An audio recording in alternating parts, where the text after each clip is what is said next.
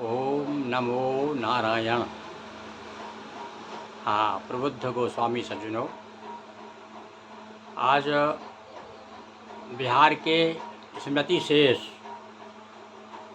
Shri Vishnu Goswami MA का एक बहुत पुराना पत्र, लगभग 10-15 पृष्ठों का मेरे हाथ लगा।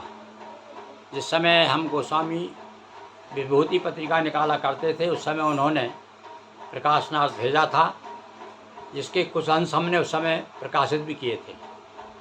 आज वह देख करके हमें लगा कि आज के वर्तमान समय में जो गोस्वामी समाज में जो दो विधियां हैं, शब्दाय एवं भूमि समाधि, इस पर विद्वान लेखक ने बड़े खुले मन से वेद काल से लेकर के वर्तमान काल तक के शास्त्रों को उदाहरण दे करके और हमें सचेत किया है।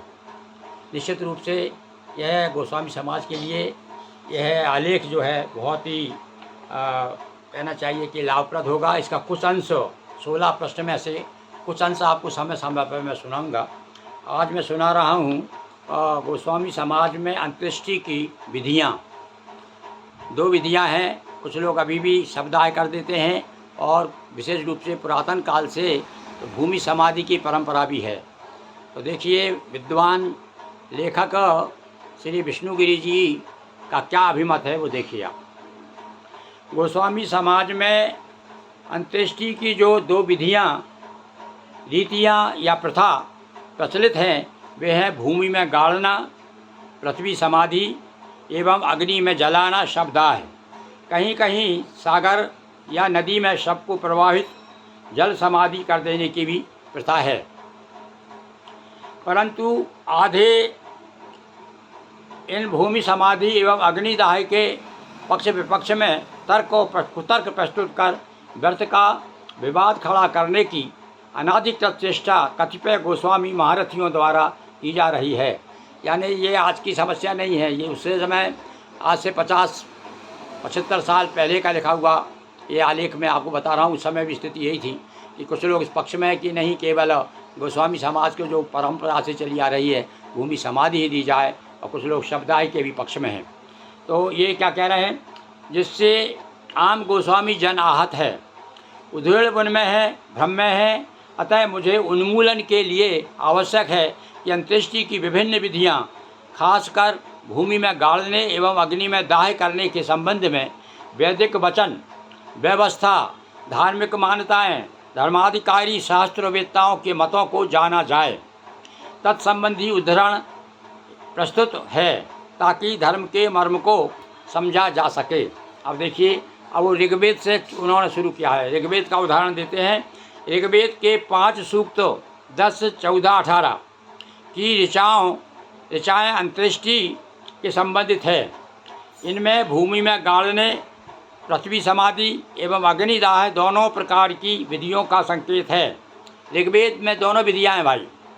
जैसे ऋग्वेद में हिंदी अनुवाद के अनुसार, हे अग्नि, उनके पितरों के साथ जो जिनके शरीर अग्नि से जलाए गए थे और जो स्वधा के साथ आनंदित होते हैं, आप मृत को इच्छानुसार शरीर की व्यवस्था करें, जिससे नए जीवन में उसे प्रेरणा मिले। ये एक सूक्त जो ऋचा है, उस ऋचा का उन्होंने हिंदी में अर्थ दिया है। इसमें कहा गया है, फिर इसके बाद में 10-16-1 में कहा गया है कि जब तुम इसे पूर्ण रूपेण जला डालो तो इसे पितरों के अधीन कर दो।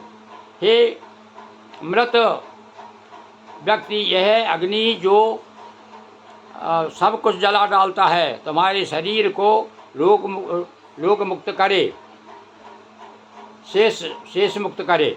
10-18-10 में कहा गया है कि हे मृत, इस विशाल एवं सुंदर माता पृथ्वी के पास जाओ।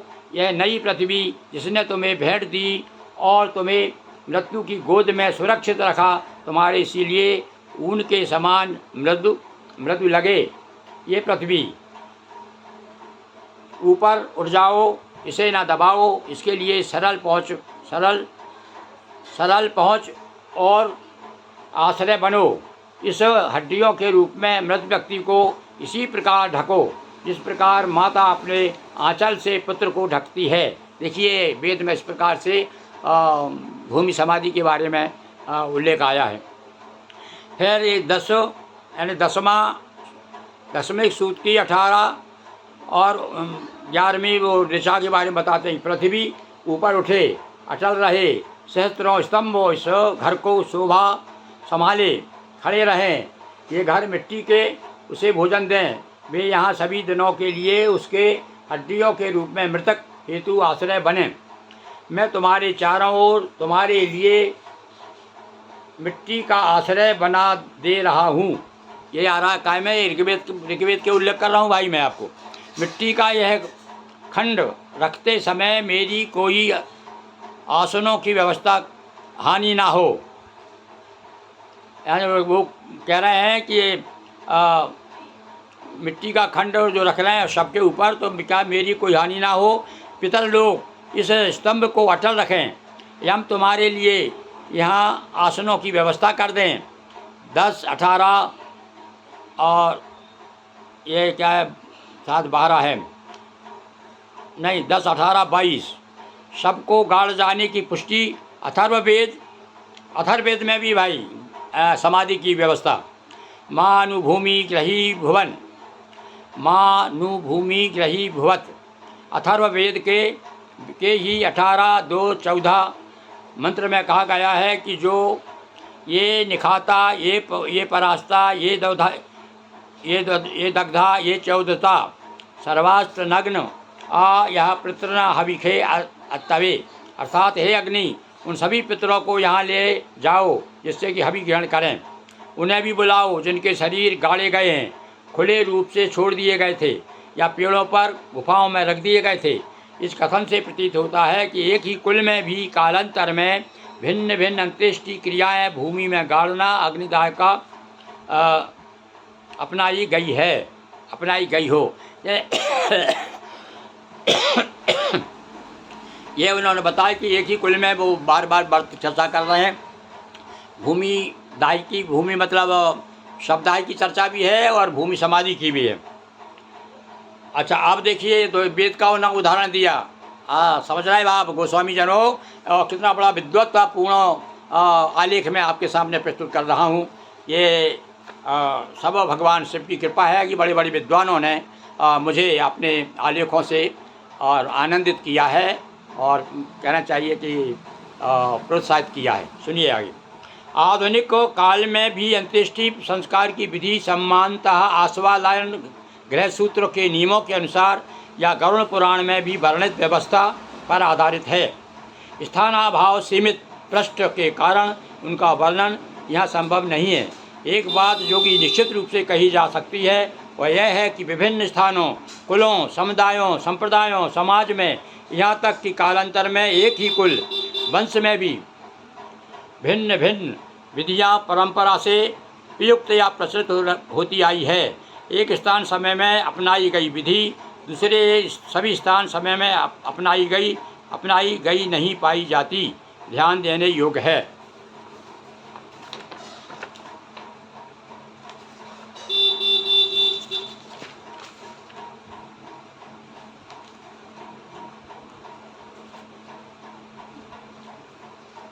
धर्मशास्त्र द्वारा प्रतिपादित शास्त्र दृष्ट विधि के अतिरिक्त देश दृष्ट यानी स्थानीय आचार, प्रचलित आचार, लोकाचार, कुलाचार, वंश परंपरा, पारिवारिक परंपरा आदि की भी संस्कार संबंधी कृत्यों के अनुपालन में महत्वपूर्ण भूमिका रहती है।